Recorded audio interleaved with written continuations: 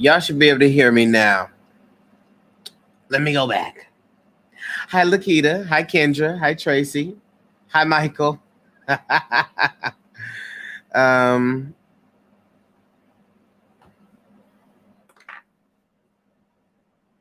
y'all hear me now? Let me make sure. Good. Hi, Michael. Hi, Lenore. Hey, Jax. Hey, Elandria. Hey, Sierra. Hey, V. Hey, Justina. Hi.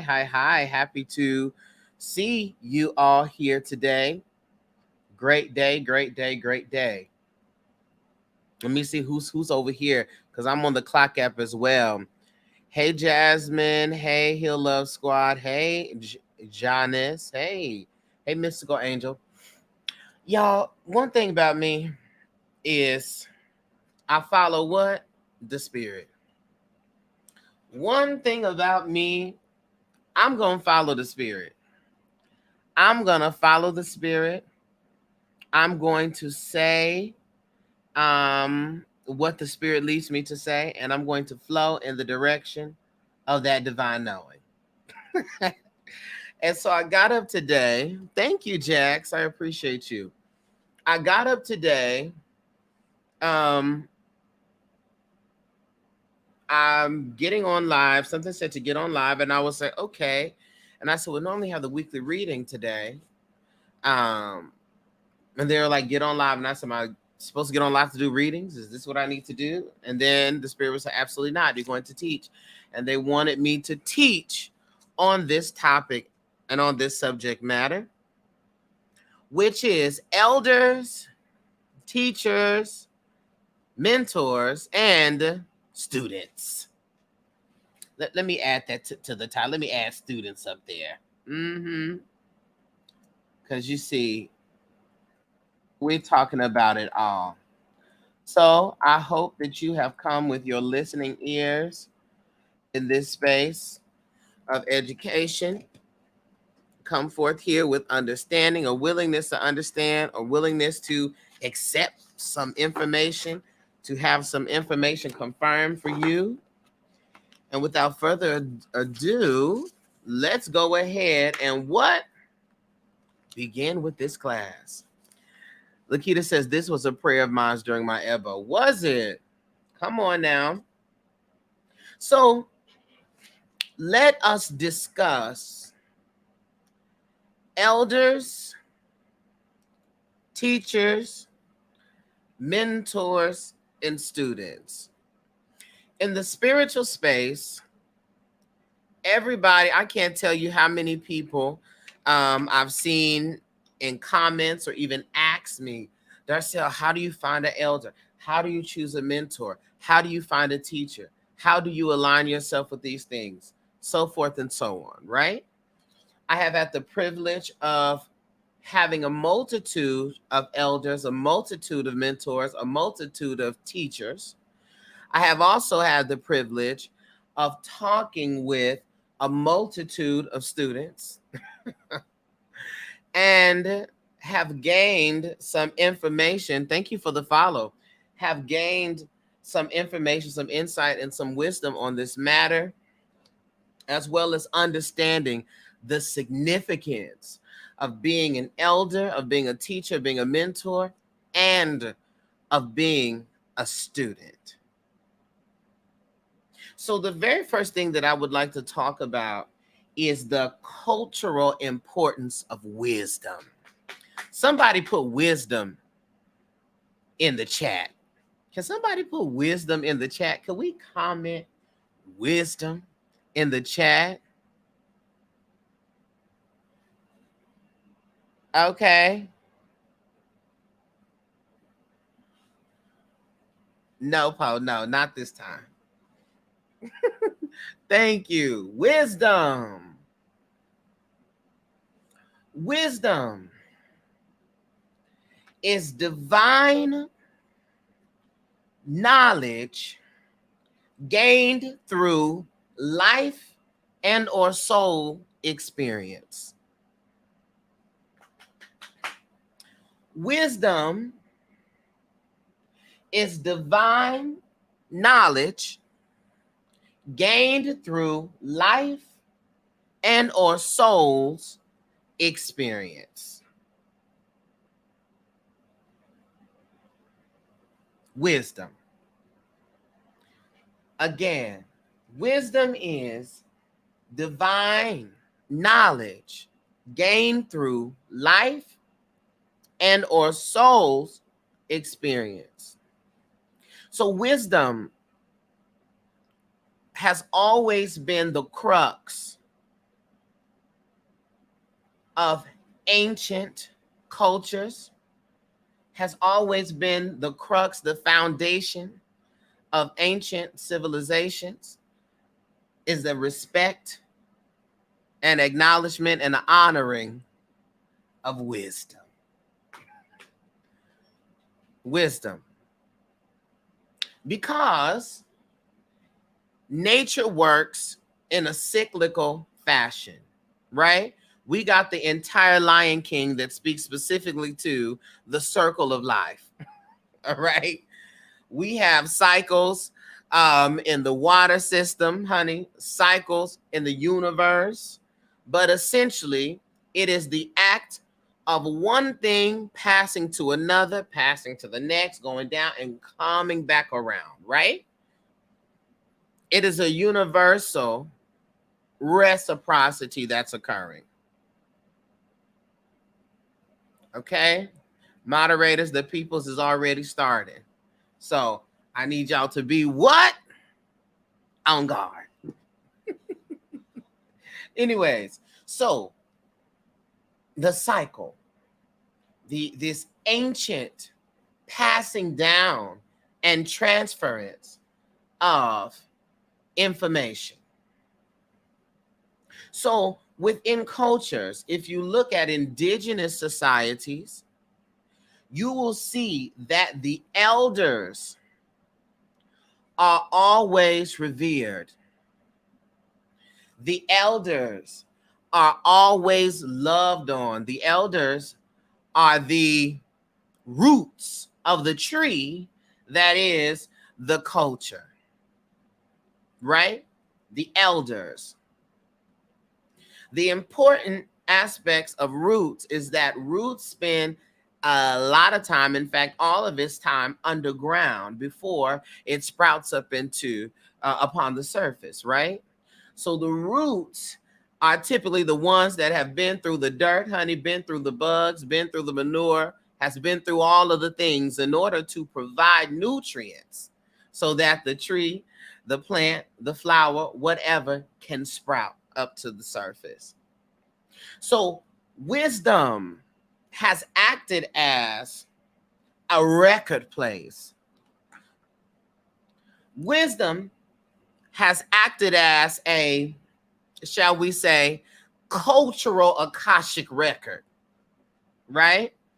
Wisdom has maintained the integrity of historical information.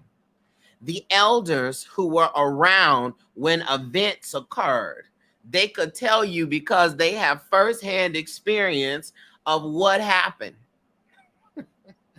right? Wisdom. Wisdom is also the evidence of God. Wisdom is the evidence of the source. Those who have wisdom have been through cycles and can speak to how the spirit, God, the source, navigated them to this point, to that point, and it led to this. Wisdom acts also as evidence of the source, as evidence of the divine, as evidence of the cyclical nature of life. Wisdom. Okay?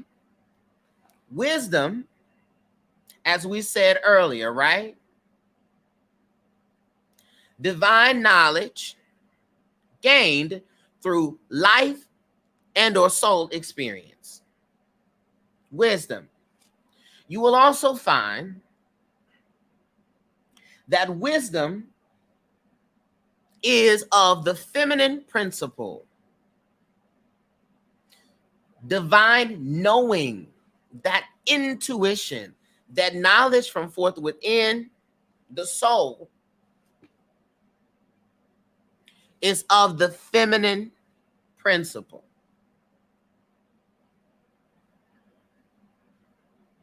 In a lot of cultures prior to their patriarchal takeover, the women were the wisdom keepers. In fact, in Ifa, Odu means womb.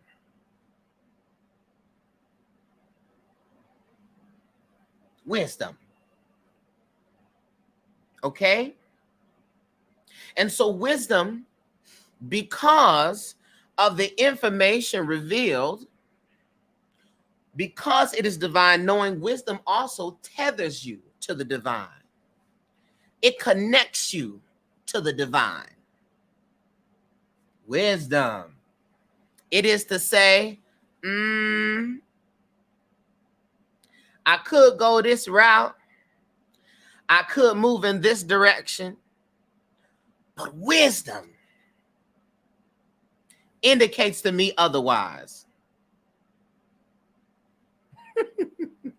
I could see why you think this is a good idea, but my wisdom is letting me know otherwise. You see, because when you are tethered to the divine, you are connected to that divinity, to that divine knowing.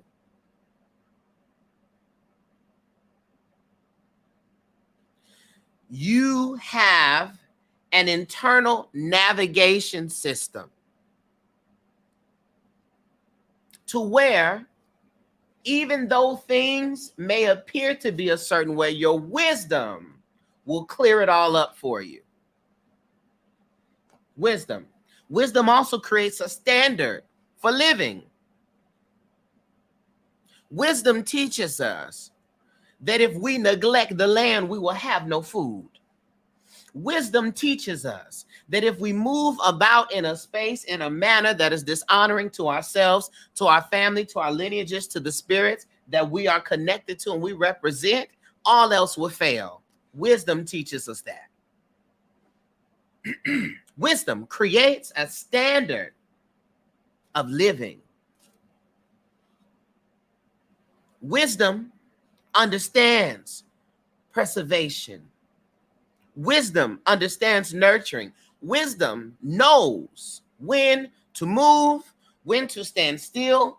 Wisdom is divine knowledge gained through life and our soul's experience. One of the greatest aspects of wisdom is that it connects the oldest to the youngest.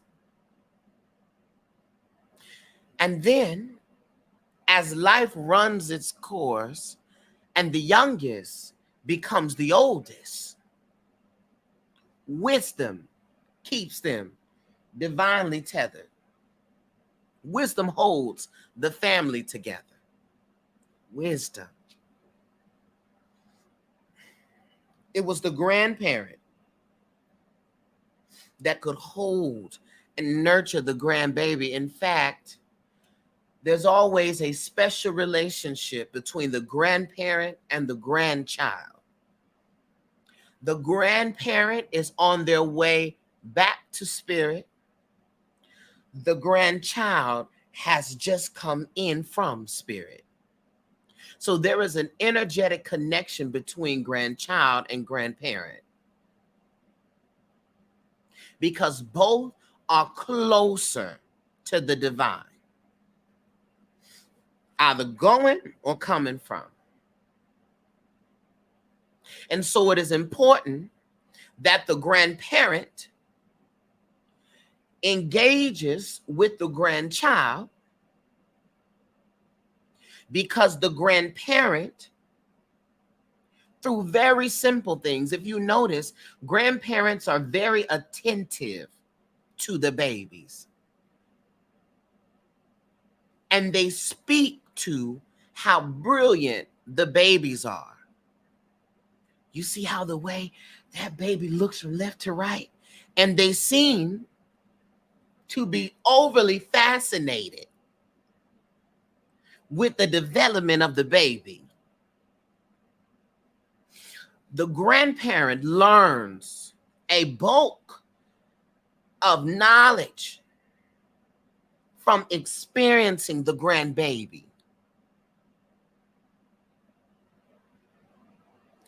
And by proxy, if they have maintained healthy relationship with the child, with their child, they are able to help parent the grandbaby with an expert level of wisdom that they did not have when they were raising the child.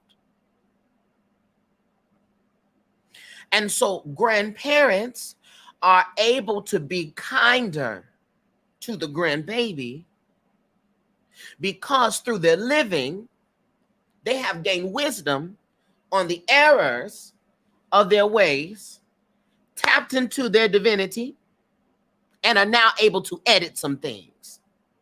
And so that's why it is important that the elders, as we're getting into it, that the elders have a connection to the youngers.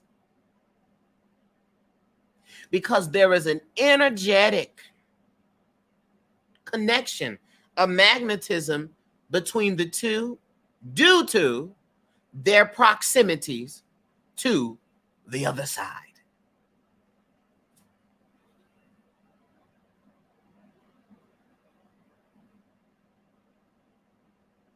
Okay? So in the cultures, especially in the Black culture, in indigenous cultures, in African cultures, there is a demanded respect and adherence to wisdom.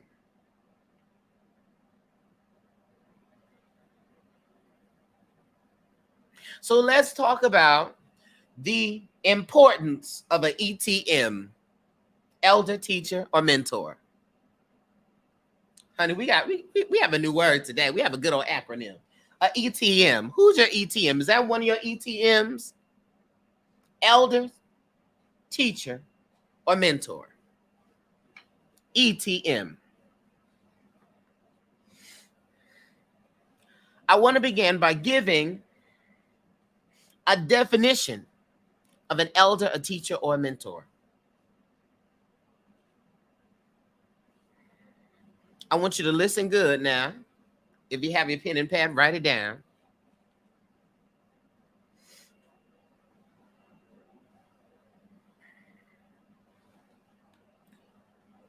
An elder, teacher, mentor, an ETM, are energy assistants who hold and distribute information and practice with the intention of aiding others in their personal growth or development. I'm going to say it 2 more times. They are energy assistants who hold and distribute information and practice within the intention of aiding others in their personal growth or development.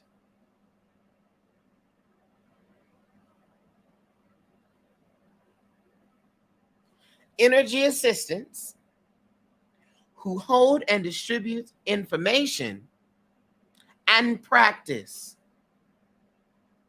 with intention of aiding others in their personal growth and or development. That is what an elder, teacher, or mentor is. Thank you, Jax, for putting that in the comments.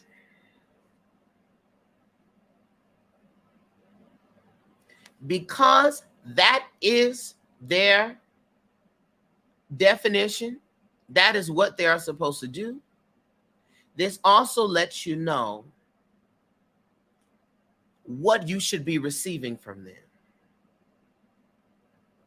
They should be assisting you, giving you information and practice that aids you in your personal growth and development. That's what they are supposed to do. That is it. That's what they're supposed to be providing you. They are energy assistants.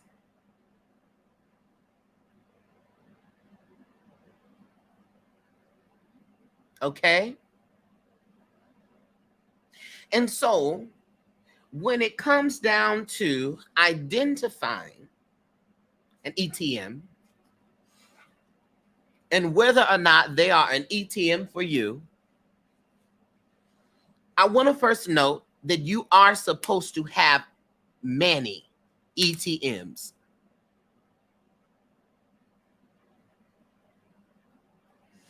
You are supposed to have many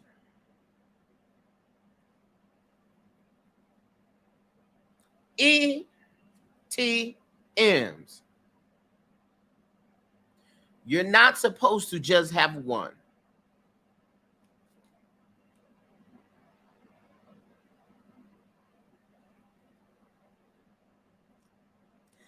They also show up in a myriad of different ways. But you're not just supposed to have one.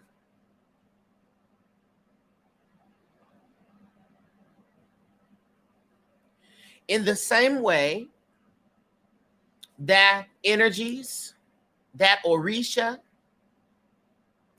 work with you or are in your spiritual team at a certain period in time in your life, and that could change, your ETMs can and should change as well.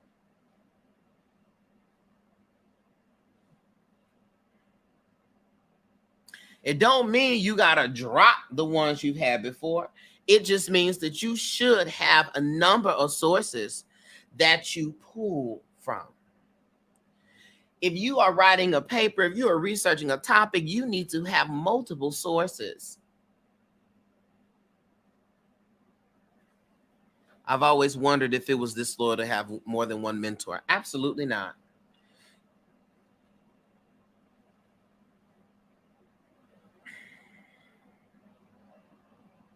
Absolutely not.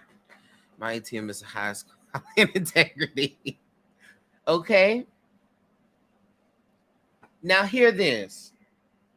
Here are some traits, attributes, qualifications that I suggest you keep at the forefront of your mind when either choosing or connecting with an ETM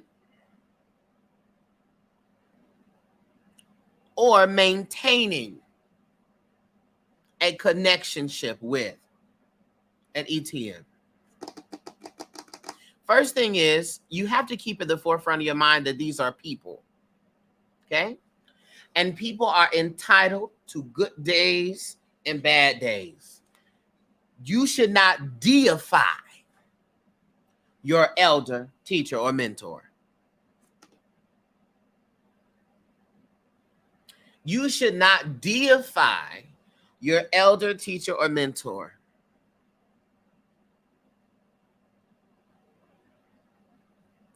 You can have respect, you can have reverence, but you should never deify, because you will end up upset or disappointed, because these are people. So they are not always going to say everything perfectly. They are not always going to say, be as chipper and as happy all the time. They are not robots, they are individuals. And as individuals, they are prone to some of the same things. They are susceptible to some of the same things that you are susceptible to.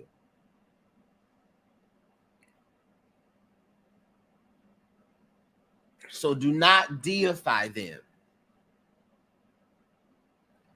And in that, because they should not be deified, they should not be acting like a deity.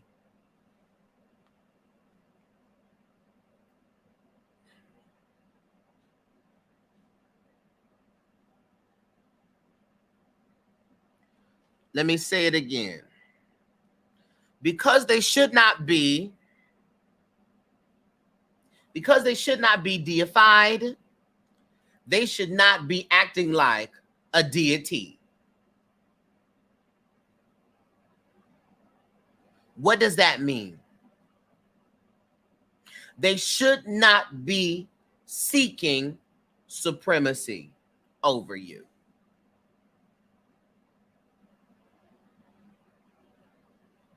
They should not be always talking and toting their titles. They should not be always pulling rank.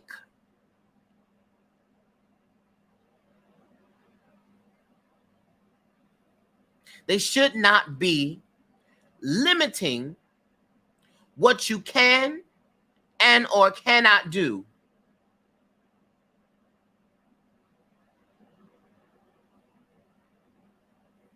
They should not be creating limitations and barriers around your growth and development.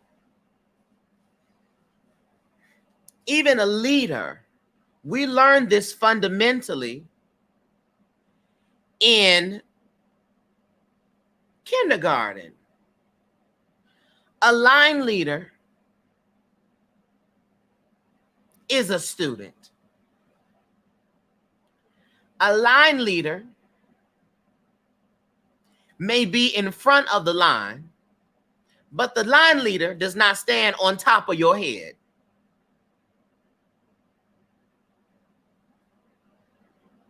A line leader is trusted with leading the line, but the line leader is not above the other students.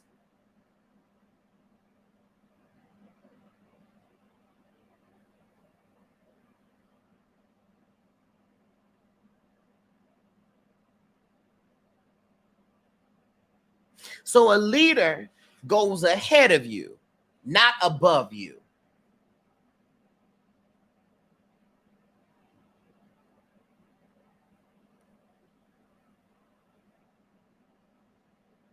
We learned that in kindergarten.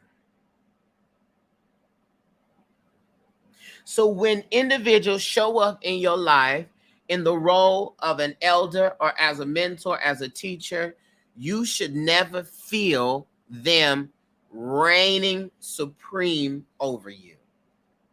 If you feel that, there's something wrong with you and or something wrong with them.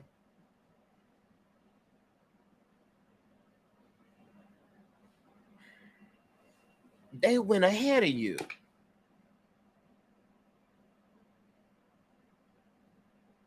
That's the whole point. And so because they went ahead of you, another thing you need to look for is a proficiency in their craft. They should be proficient in what it is that they do. Not only should they be knowledgeable about it, if you ask them a question that they do not know, due to their proficiency in their craft, they should either, there's no either, they should know where to get that answer from. And they should be willing to admit that they don't know. So it is to say, you know what? That is a good question. I am unclear on that at this time. I don't know much information about that. But let me go and reach out and get connected to, here we go, my elders, teachers, or mentors, and get that answer for you. because every elder, teacher, or mentor should also have an elder, teacher, or mentor. Or elders, teachers, and mentors.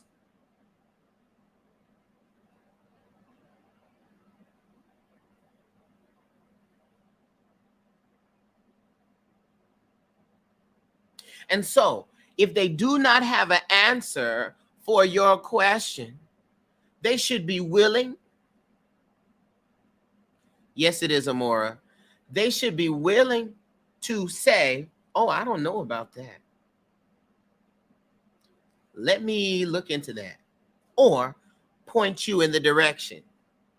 So a part of the proficiency in their craft should mean that they have a grapple of their scope of practice. They have a grapple. They are clear on their scope of practice.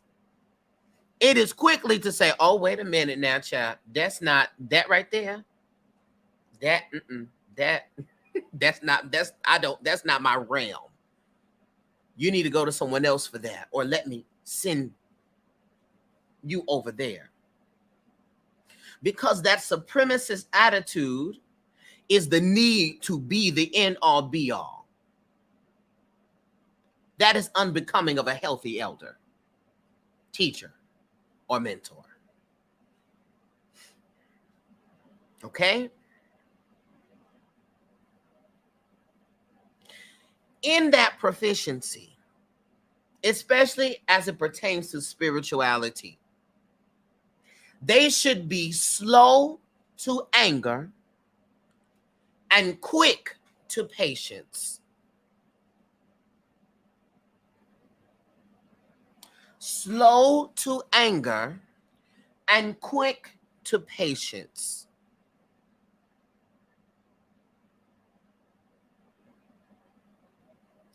A healthy elder, teacher, or mentor should be able to withstand questioning.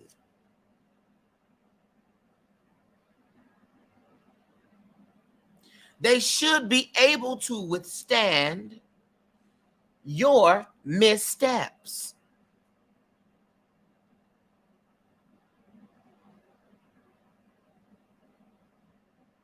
Right.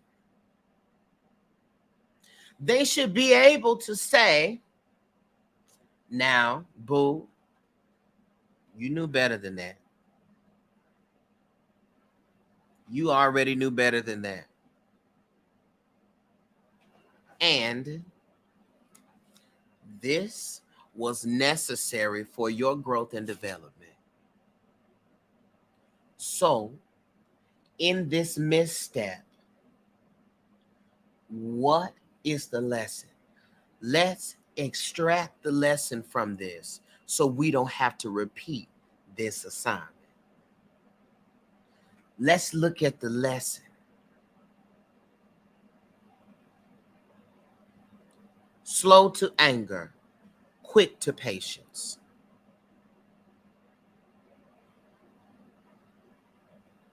Because the elder here,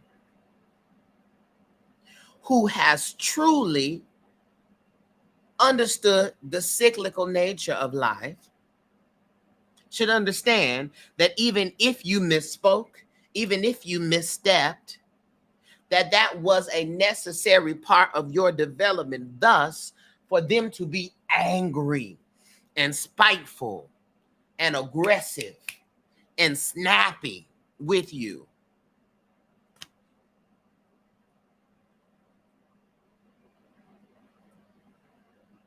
especially consistently, is unbecoming of an elder, a teacher, or a mentor.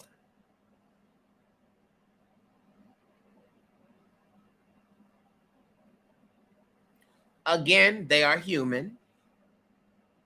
So they may have a day where it was like, that was a little intense. But you know what should follow that? Forgive me. I did not mean to come off in that way. Insert reason. Accountability. They should be accountable for what it is that they say and do, correct or incorrect. And they should be willing, in the same way when I spoke about willing to say when they know something, when they don't know something, they should also be willing to admit when they themselves have misspoke or misstepped. They should be able to be corrected. Absolutely.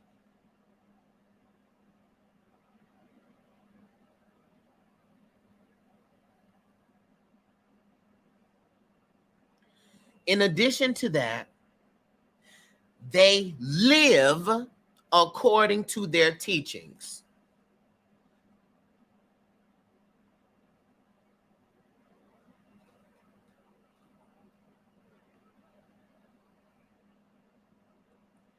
Their living aligns with their teachings.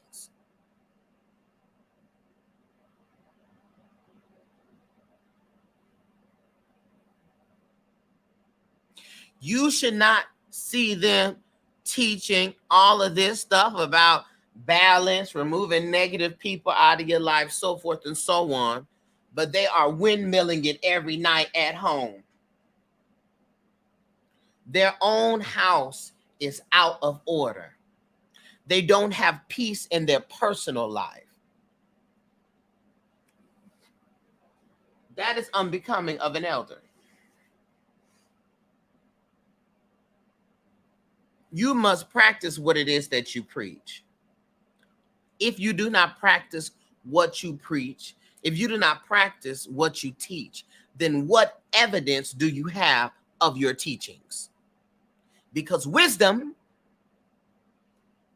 is divine knowledge gained through a life and or soul experience. And so if you do not have the experience of doing your breath work, of cleansing your space, of redirecting people's energy and seeing how that benefited your wellness, what is it that you're teaching on? I don't know. And clearly, neither do you. So they're living. They should live according to their teachings. And should be able to provide anecdotal references to their teachings, because they should have lived it in a physical or understand it through a soul experience. So when they're teaching you a specific thing, they should also be able to refer to this in their life, because it is an experience. This does not mean that the elders cannot have read books, have gotten education, and things of that nature. Absolutely. But the principles of that they teach, the principles that they teach should be evident in their life and should be discoverable in and or from their living. Okay? They also exude a comfortability.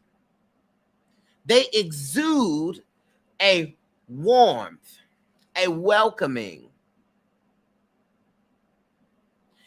You should not have an elder, teacher, or mentor that you feel is unapproachable. That is a problem.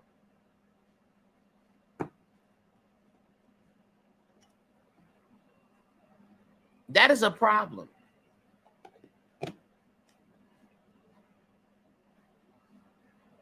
They should be approachable, because how are you going to develop or learn or grow if you cannot approach them?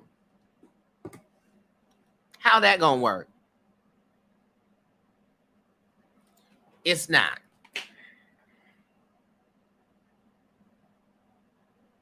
It's not. So they should be They should be approachable. They should be warming.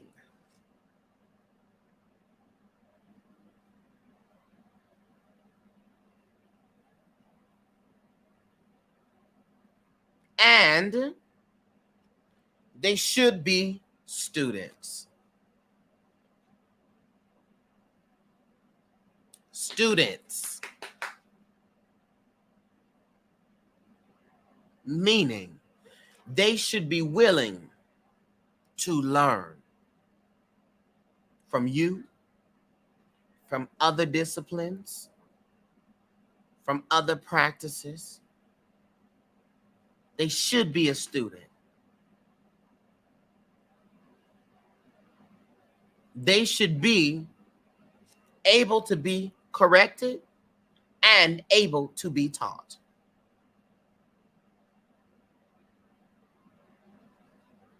Thank you, Lakita, for the reminder. I said this weeks ago in a class. I am always a beginner and forever a student. I am always beginning and I'm forever learning. I told the people in the Patreon, I said, listen, always a beginner, forever a student. They should have that attitude about themselves. All right? So I want to take a shift here.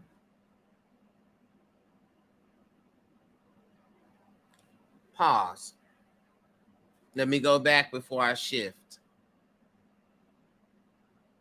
They should also have respect amongst their peers.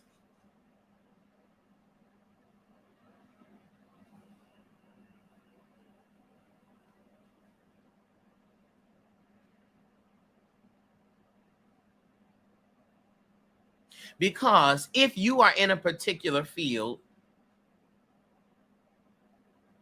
and you have zero respect, they have zero respect with their peers, they are always beefing with their peers. There's always a disjointedness, a disconnection with their peers. This may be an indication of a greater problem.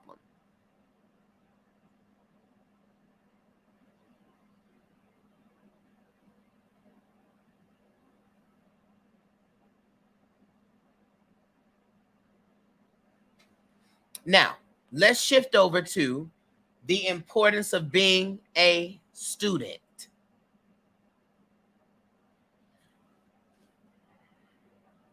The importance of being a student.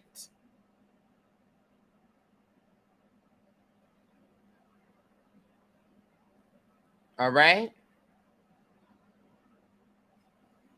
Because if you think that we was just going to talk about the elders, she'd be like, because that's what they did. And that's why I don't really talk to these ones, because no. Now we're going to talk about the students. Hey, Native Ascension, I got your DM. I'm going to send your email today.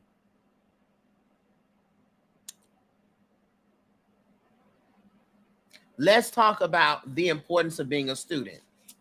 So we understand that the elders, teachers, or mentors are energy assistants who hold and distribute information and practice with the intention of aiding others in their personal growth or development. Y'all got that definition.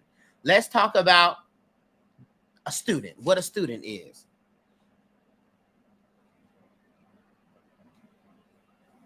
Students are individuals dedicated to their own education and development with the intention of understanding, applying, and evolving what they learn. I'll say it 2 more times. A student or students are individuals dedicated to their own education and development with the intention of understanding, applying, and evolving what they learn.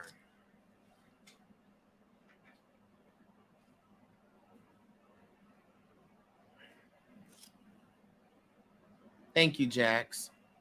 Students are individuals dedicated to their own education and development with the intention of understanding, applying, and evolving what they learn. So you are entering into a space not to oppose. You are entering a space to understand. By entering with the intention to understand, you are admitting that there are things that you do not know. So entering into a space with arrogance is unbecoming of a student. Entering a space with the, you can't tell me this, that right there don't even, I'm not gonna. When you enter into a space like that, you are a unfocused student. And you are out of order. Because if you did not enter the space to understand, to understand, whatever word we want to use, you like, I don't want to be under, understand. To understand, to overstand, then you have not entered into the space as a student. You have entered into the space as an obstacle.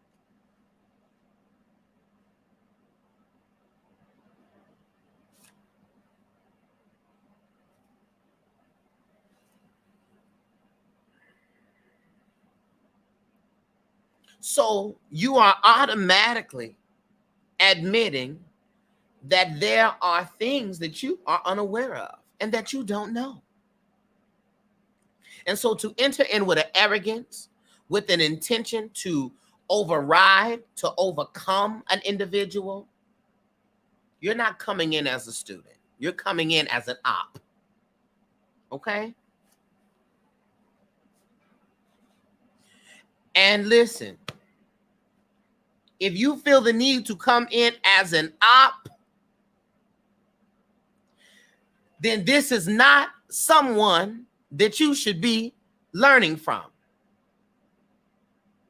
Then that practice is not a practice you need to be a part of. There are several practices where I say, you know what, I can't even do that because I know I'm coming in as an op. I know I am. I know I'm coming in with the intention to disrupt. And I know that is not healthy.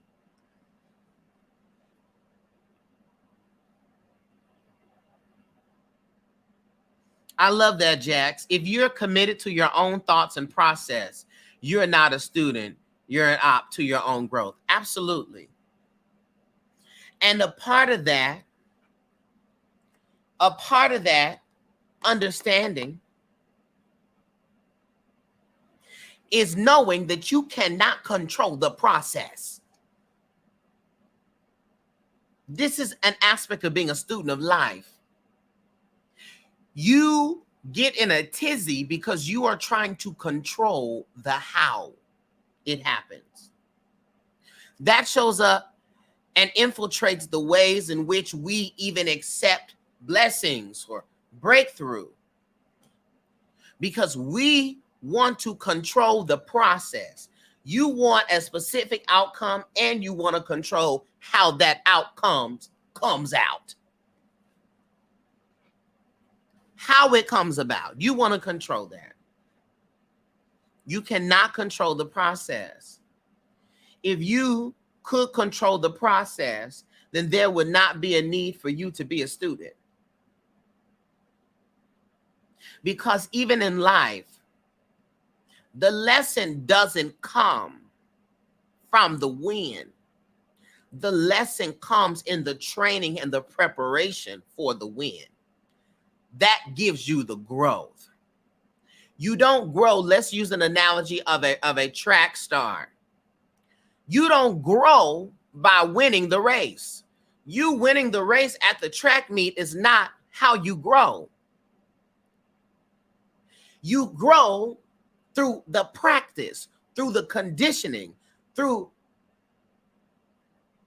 the cramps, through the, that's not my fastest time. Let me cut. Let me train. Let me cut back on these foods. Let me do this. Let me apply. Let me study this. Let me work on my form and try to beat this time. That is where the growth happens. That's where the evolution happens. The evolution doesn't happen when you cross the finish line in first place.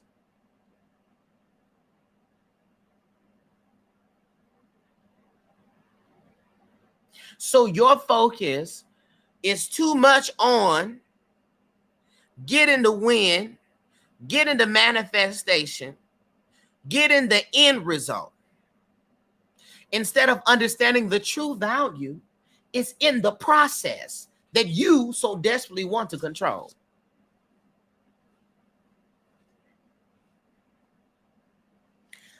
A student is committed to, with the intention of understanding, right? And also applying. If you are not going to apply any information that you learn, why are you wasting your ETM's time? Why are you wasting it? You are taking the position of someone who is actually willing.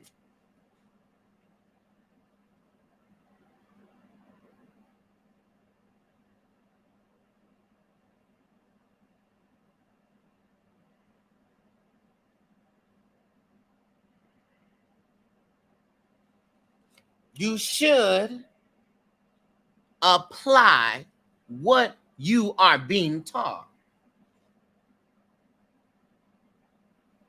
So if you are a student who has to keep retaking the same course again and again and again, you need to get it together because you are not applying the knowledge.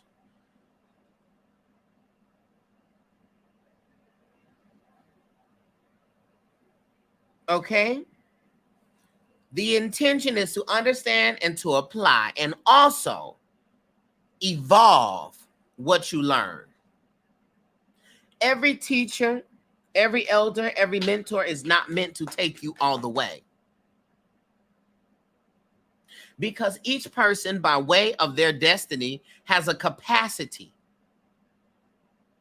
in which they operate at. That's their capacity. That don't make it less than. But this is what I go. It's just like friends. You have certain friends you can talk to certain stuff about. You have other friends where you like, we can't engage like that. There are friends that you have at the club, that's the club friends. You don't necessarily bring the club friends to the family wedding. You may not bring the family wedding friends into your household to watch your house. It's different. Everybody has different capacities. Sometimes you have friends that can operate in all those spaces. Oftentimes you don't. Some friends I can talk about this with. Other friends, child, I can't have that full conversation with. I can't discuss this with those friends. That's not within their realm of understanding. All right? But evolve. You should be evolving what you learn, meaning that you should be taking what you're being taught and taking it to the next level. You are supposed to be expanding the knowledge. Why? Because this is a new cycle here. You are a new generation, if you will. So you should be taking what you, understanding what you learn, applying what you learn, and then evolving it, because it's true in nature. Everything evolves in nature. Everything evolves. So you should not only be willing to understand and apply, but you must be willing to expand it. You must be willing to expand that. I'm grateful to be of service, lady. You should be willing to expand it. Meaning, somebody should not just teach you a doctrine and you stick to a rigid parameter around exactly what they say, exactly what they believe. You don't seek to explore outside of it. You don't seek to have a different viewpoint of it. You don't seek anything outside of it. That means you have deified this person. All right? So being a student, here's some things that, or rather some, let me say, not attributes. I would say here is some benefits of being a student, and why you should not be in a race to the top. You should not be in a race to be an elder, a mentor, a teacher, because if you are trying to hurry up and be somebody's elder, be somebody's teacher, that means that you have supremacy on your mind.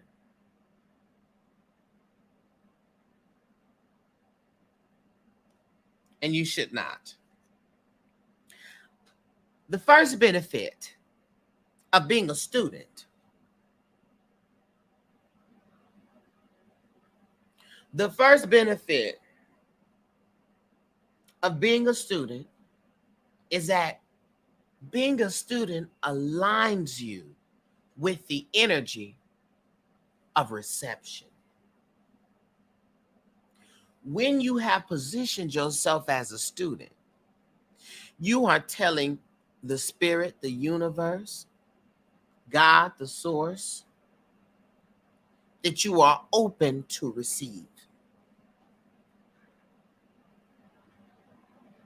You are open to receive anything that is working for your betterment.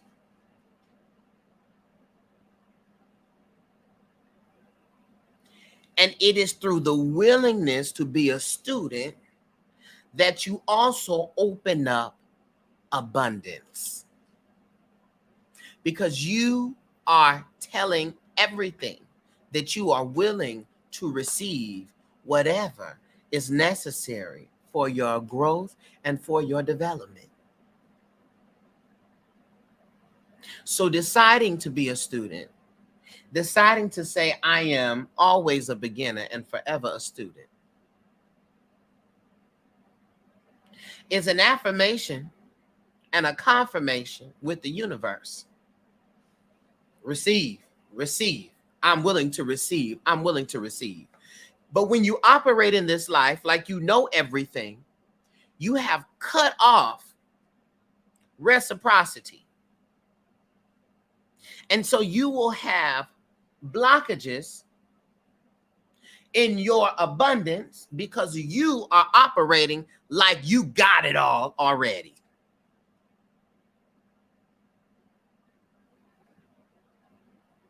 So this is why your attitude can block your blessings.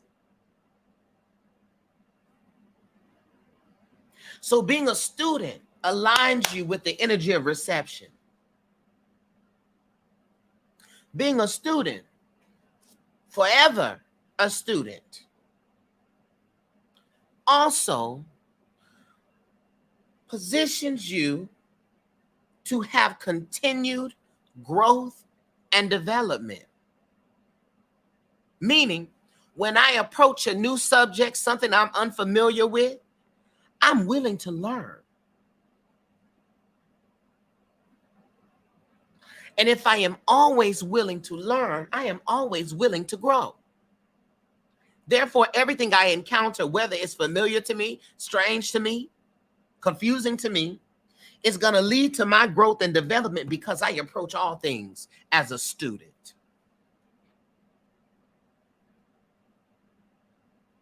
I approach all things, all people, all practices as a student.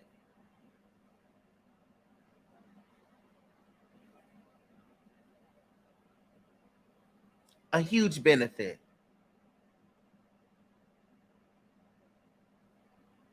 So there's not going to be an hour in which you don't grow.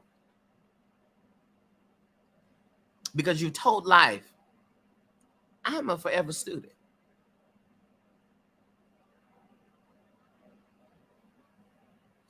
Another benefit is that you also get guidance through uncharted territories. Meaning that when you have accepted your role as a student,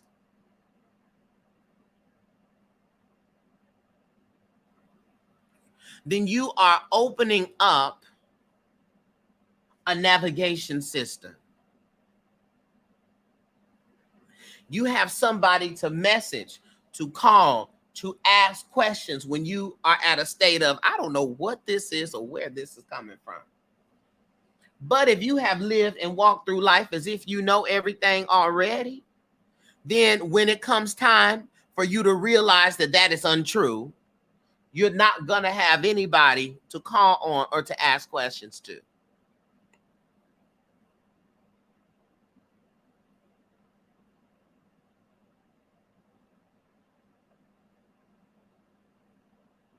A good student,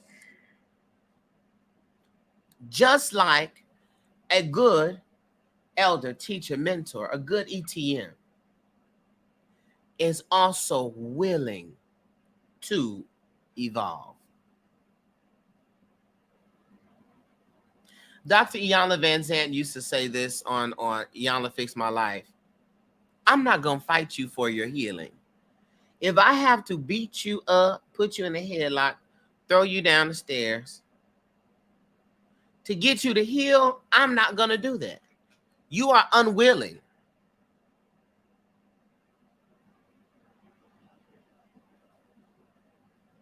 You are plain out unwilling. And if you are unwilling, we are wasting each other's time. Because you are not open to receiving anything.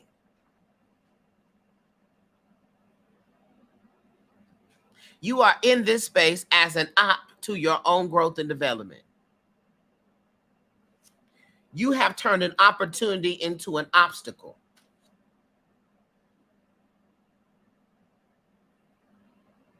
You must be willing to evolve, willing to make a mistake. Meaning a student must have a perspective on their missteps.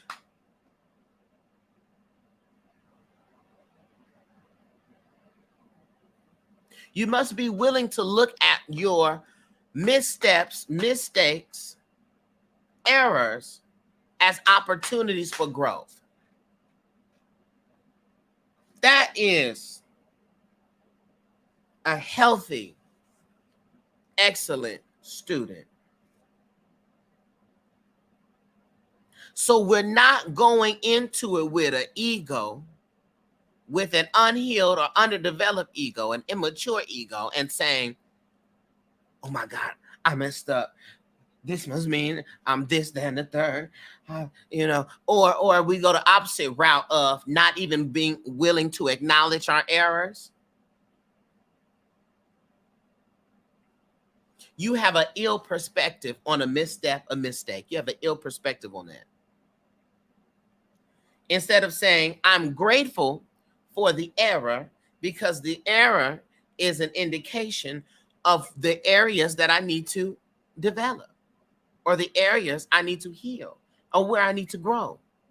So now I know what the problem is so I can fix it. So willing to evolve. Students are individuals dedicated to their own education and development with the intention of understanding, applying, and evolving what they learned.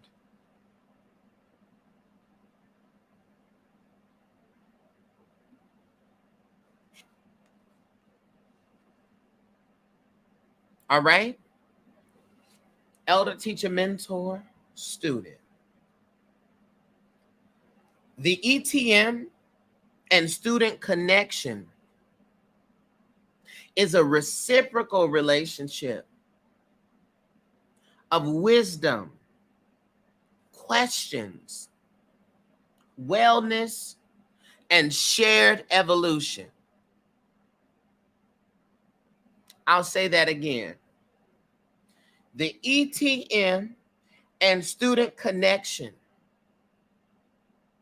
is a reciprocal relationship of wisdom, questions, wellness, and shared evolution. So your presence as a elder, teacher, or mentor, and as a student should be evolving each other.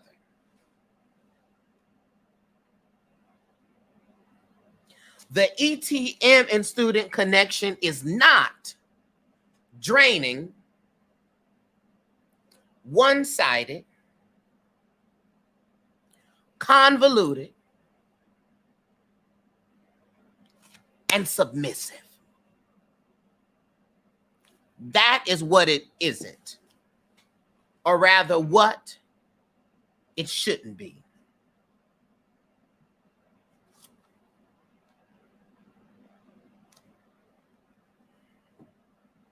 It should not be that.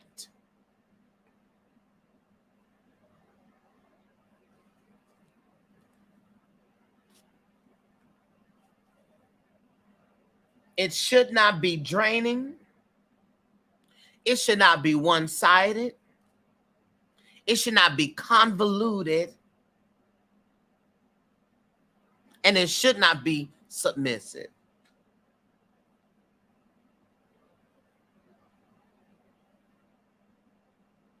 You should not interact with your teacher, elder, or mentor and feel worse than before you came to them. You should not leave them worse than you came.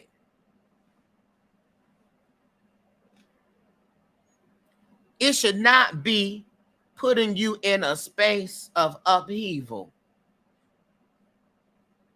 You should not be feeling unwell.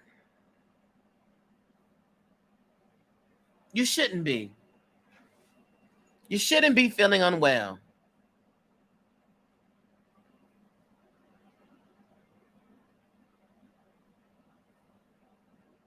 It is a reciprocal relationship of wisdom, questions, wellness, and shared evolution. And so, in this relationship, you should never be submissive. But both the ETM and the student should always be receptive.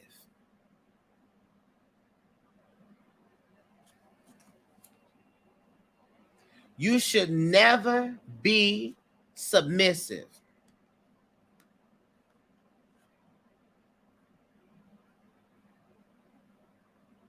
But you should always be receptive. To be submissive means to be ready to conform to the authority or will of others.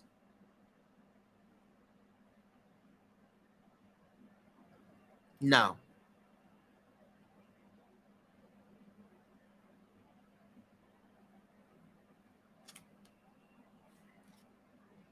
To be receptive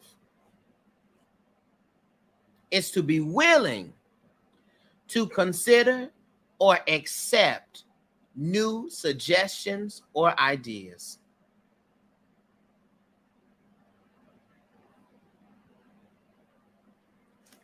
Be receptive, not submissive. If you feel the need to submit, or if they are trying to get you to submit, This is an inappropriate elder, teacher, mentor, student relationship.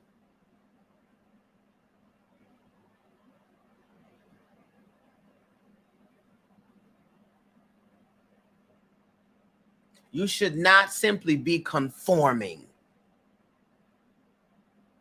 because they don't want to answer your questions or they trivialize your questions. If you have a question, it is because you lack some understanding somewhere.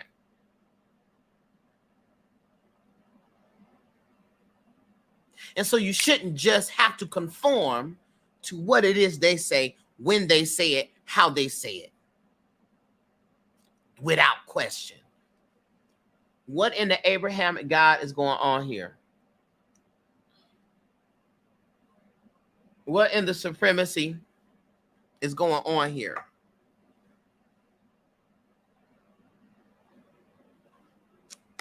But to be receptive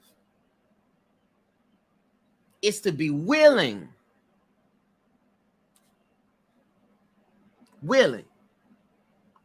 to consider and or accept new suggestions and ideas.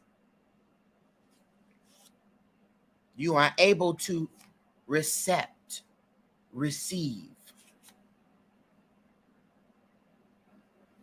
Receptive. Divine source, divine spirit of all that is, of all that will ever be. Divine energy found in the cosmos, in the soul, and in the cells. We extend gratitude for this learning space. We extend gratitude for the opportunity to evolve our understanding. We extend gratitude for the ability to be a student, for the ability to be an elder, a mentor, or a teacher. We are grateful for the ability to evolve and to grow. Divine Source, we ask that you keep us reminded of our ori, of our ability to make decisions, of our discernment, of our divine knowledge, of the divinity we hold and we possess within our bodies, within our spirits, within our minds, and within our surroundings. Spirit, we ask that you help to heal the hearts, the minds, the energies of those who have been hurt or scorned in this type of connection, in this type of relationship. Spirit, we ask that you continue to help us to highlight the lessons that were birthed through these experiences. Aid us in taking the expanded route to be able to see the larger picture in our ups, in our downs, in our mistakes, our missteps, and allow us to forever maintain an energy of grace for ourselves and others. With divine assurance, we stand together in agreement, and it is so. All right, good people, we've come to the end. I hope you learned something today.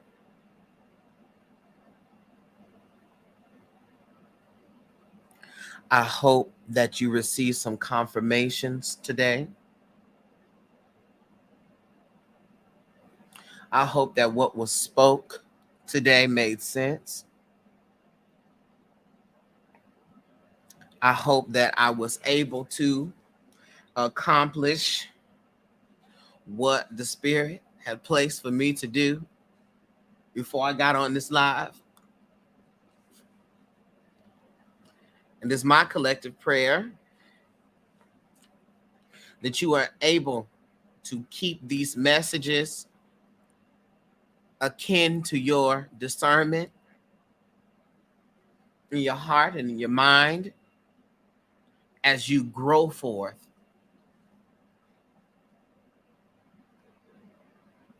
And navigate through these spiritual streets.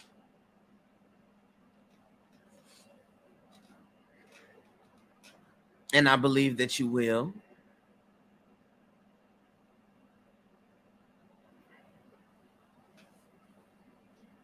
And I thank you for listening to me. I thank you for being present.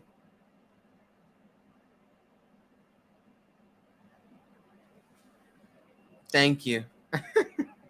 My sayings be on point. Thank you.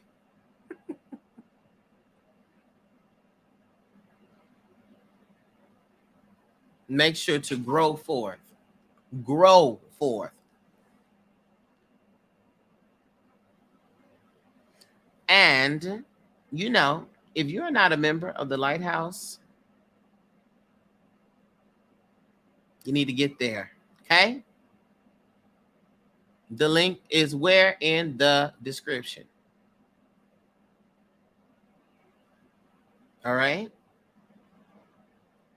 If you can't find it on YT, go to my Clock app page or go to another video because I have to update the description on YT.